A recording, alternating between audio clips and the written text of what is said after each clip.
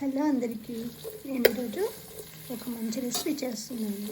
అందరికీ వచ్చిందే సాంబార్, వెజిటేబుల్ సాంబార్. ఏంటంటే ఇది స్పెషల్ ఏంటంటే దీంట్లో నేను యూజ్ చేసేటివి అన్నీ ఫ్రోజన్ వెజిటేబుల్స్ అండి. ఇవన్నీ ఎప్పుడైనా మనం తోటలో కాసినప్పుడు అవి ఎక్కువగా ఉన్నప్పుడు ఏం చేయాలంటే మనం ఇవన్నీ పీసెస్గా కట్ చేసుకొని డీప్ ఫ్రిడ్జ్లో పెట్టుకోండి. అవి ఎప్పటికీ మనకి పాడవవు. మనం వెంటనే తీసేసుకొని ఏదైనా వంటల్లో యూజ్ చేసుకోవచ్చు. నేను ఇప్పుడు వాటితోటి ఈ సాంబార్ చేస్తున్నాను. వీటికి ఉండే ఏరియాలో ఏంటంటే 6 months వాటర్ కూడా సమ్మర్ ఉంటుంది అండ్ 6 months వింటర్ ఉంటుంది. స్ప్రింగ్లో చెట్లు స్టార్ట్ అవుతాయి మొలవటం. తర్వాత సమ్మర్ అయిపోయే వరకు ఈ వెజిటేబుల్స్ అన్నీ వచ్చేస్తూ ఉంటాయి. ఆ టైం వరకు ఫ్రెష్గా తింటాము.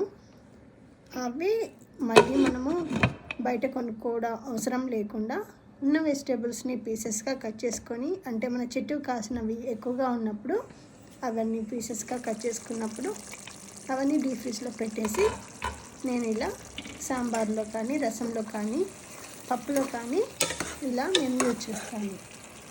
ఈ టిప్ మీకు నచ్చితే మీరు ట్రై చేయండి. కానీ షాప్లో పండినవి కాదు, షాప్లో కొన్నవి కాదు, మన చెట్టుకు కాసిన కాయలు అయితేనే మీరు ఇలా చేయండి. ఎందుకంటే మనము పెస్టిసైడ్స్ ఏం వాడం కాబట్టి, ఎలాంటి కెమికల్స్ ఉండవు కాబట్టి మనము ఇలా చేసుకుంటే బెటర్. నేను ప్రతి కాసిన కాయ కానీ ఇలాంటివన్నీ నేను డీప్ ఫ్రిడ్జ్లో పెట్టేసి యూజ్ చేస్తాను. ఈ టిప్ మీకు నచ్చితే మీరు కూడా ట్రై చేయండి ఒకసారి.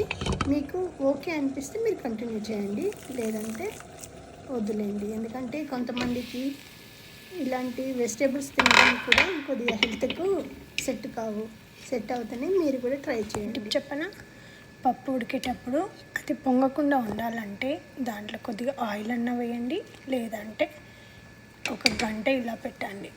అప్పుడు పప్పు అనేది ఉడుకుతుంది, పొంగి.